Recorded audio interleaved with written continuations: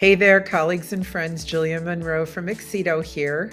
I know I've had a lot of exciting announcements this week, but the videos are just going to keep coming because in this 1 week lead up to the webinar next Tuesday at 11, link is in the post here. We are going to have a series of videos about why you need an orals coach. So I'm going to kick off this series with a really important topic, which is what in the heck is an orals coach? I think that over time, people know that orals coaches exist, but they don't really know, generally speaking, what an orals coach is supposed to do. So let's get some clarification around that today.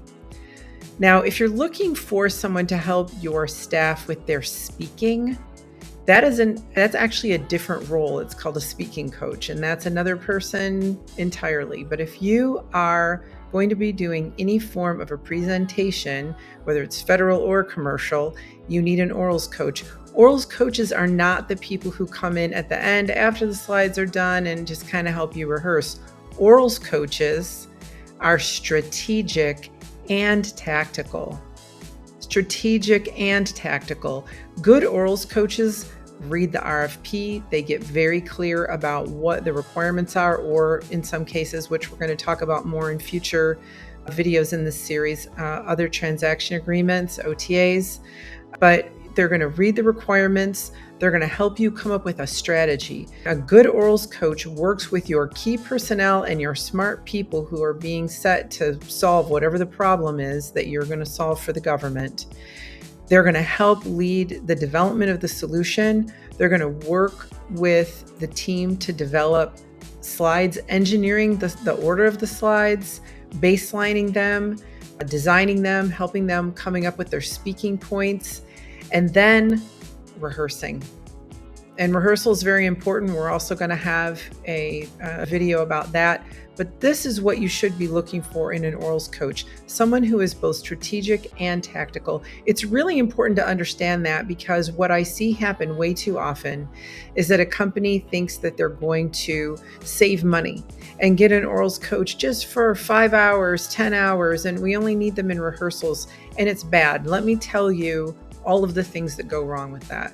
First of all, frequently when that happens, slides are developed without really a lot of involvement of the key personnel who will be presenting.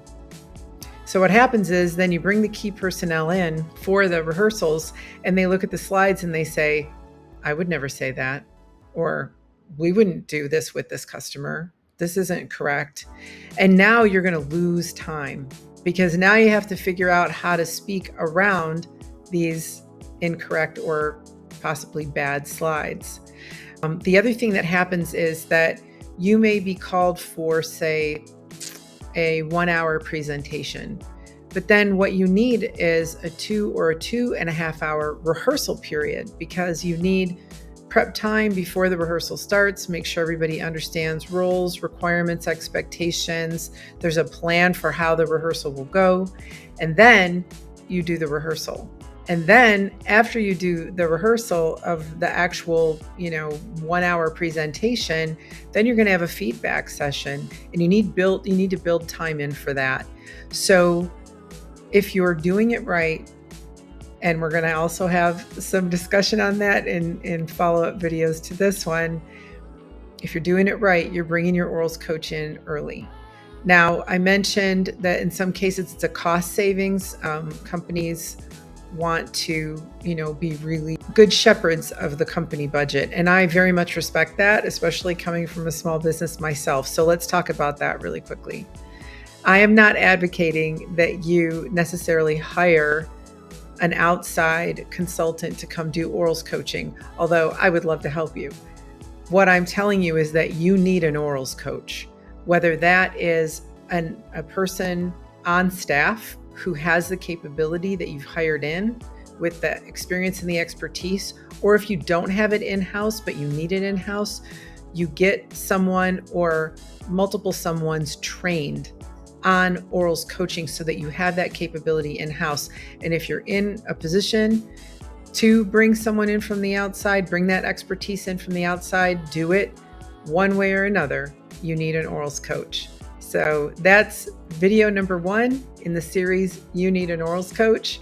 And a friendly reminder before the webinar, again, next Tuesday, September 9th, from 11 to 1, I'm taking questions on topics to tailor this webinar to make sure that when you attend, you're having your burning questions answered. So you have until the 7th of September to send me a note in LinkedIn and let me know what you want to hear.